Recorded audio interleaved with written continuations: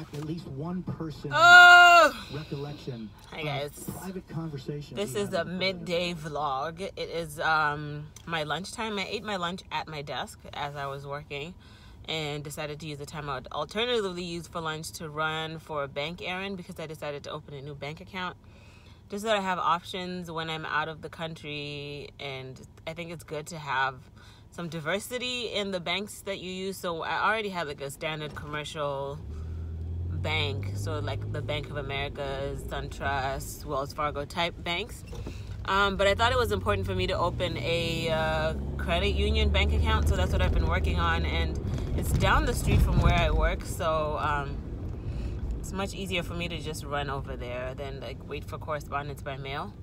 So I just did that, and because on the way there's a Trader Joe's and I have some groceries that have been due to buy, I decided to stop at Trader Joe's now because it's a quick in and out versus like after 5 p.m. when this line in the store is like all the way around the back. I mean, it moves quickly, but I just rather avoid that because once I get off, I like to get off and go home, because even leaving the office to go to Trader Joe's around 5 p.m., there's traffic going there, traffic in the store, yada, yada, yada.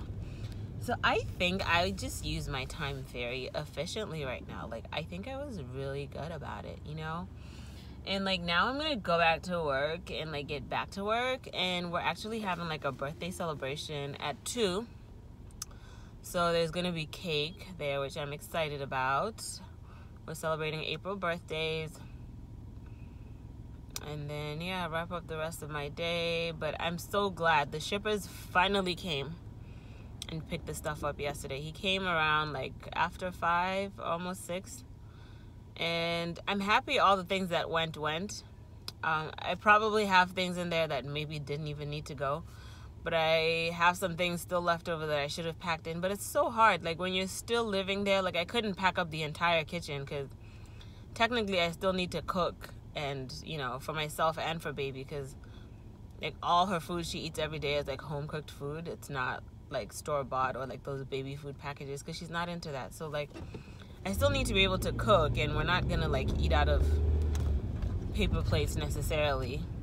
So yeah, I packed up most of the kitchen, but there's still things that are left, and I don't know what I'll do with them. I'll probably just give them away because I don't want to have to end up needing to pack like excess luggage and stuff like that. At this point, it's like everything that's gone is what we have, and then we'll have our luggage and what we pack in there. But if it's not there, if it wasn't in the luggage, we'll just figure it out when we get there. Like, seriously, we will just figure it out. I mean, after all, even now, God has taken care of us and provided for us, and I'm trusting that He will do so.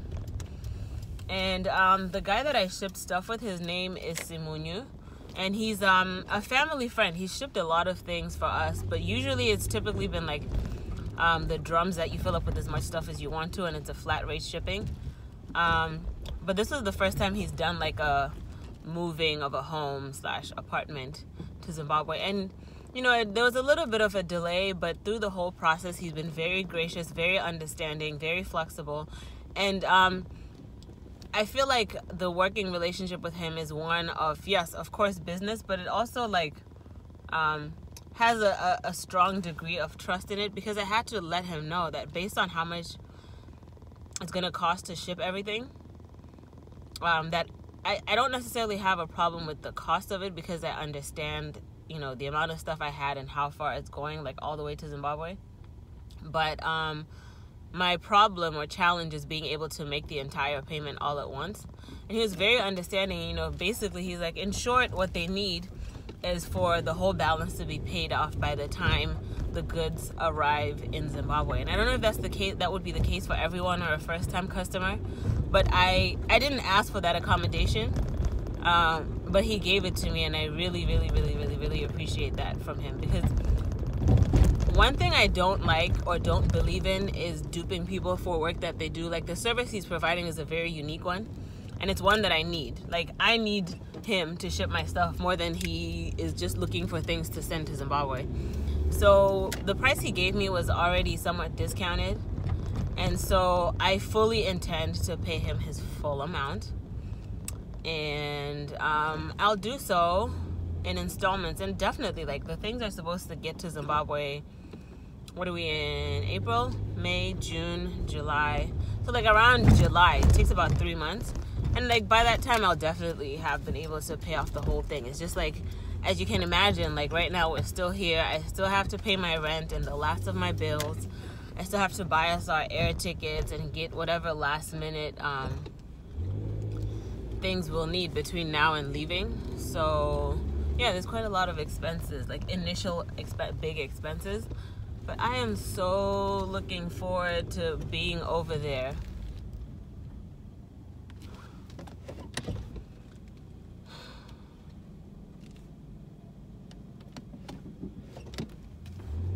I don't know why somebody would come the wrong way in the garage. I'm looking forward to being over there. And that first month of being there and not having like $1,300 worth of rent to pay. Like, wow, is this life? Like, no, you know, $100 and something utility bill to pay. Like, wow. Wow. No crazy, you know, $100 and something phone bill to pay. Wow. Is this life? Of course, there are going to be new expenses introduced into whatever our lifestyle becomes, which is all TBD. But I know definitely, like, there's no way I'd be paying or costing that, was somebody calling me? Or costing that much to live out there. Like, for $1,300 a month living in like a 1-bedroom and den apartment, like I would be renting a mansion, okay? A whole ass mansion over there. But you know, this is life. You live and you learn and you experience things, and experiences change for the better, for the worse, for growth, for shrinkage. And right now, in some ways, our life is like shrinking, and in other ways it'll increase and magnify, and I'm just looking forward to it. I keep saying that, guys, but I really am. And I'm feeling much lighter, like much lighter than the last vlog I did here, because that stuff needing to be shipped and still being here was just giving me so much anxiety, because it just felt like a loose end that still hadn't been tied up. But now that it's gone, like it's gone. It's out of my hands. There's nothing to do. There's nothing I'm waiting for. It's done. It's done. It's a done thing. I can check off the list. And, you know, whatever the next step is what can be determined. Because I couldn't move on to or think about the next step quite fully without this part being done. So now that it's done, guys, I'm driving around in this garage looking for parking. Let me park semi-illegally, you know, right here. Create a small space for myself, you know. So yes guys, clap for me, clap your hands for me that I managed to do that part, because it was just giving me so much anxious, you know. Yes, so much anxious. Ooh, I'm so close. Let me move in a little bit more. So yes, my guys, you know, it's all gonna be okay. I'm back in the garage at work. And of course, when you come into the garage early in the morning, there's much more parking. And then as people come in throughout the day, there's even less so. So yeah, earlier I was parked in like a spot basically right at the door. But now that I'm back in the afternoon, there's much less parking. So, you know, let me go have some cake. Parked illegally, but that's okay. Yeah. Oh, you have to pay on the first floor. It's very annoying. One up? Yeah, one up. You have to like come out and then you could, and then you'll just pull up right beside it. Yeah.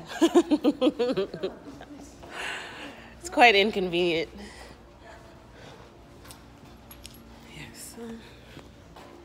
One of those underground parking garages. And it's so weird vlogging with like people looking at you, because it looks weird. So I'm gonna be done. I'm gonna get in the elevator, back to work. See ya.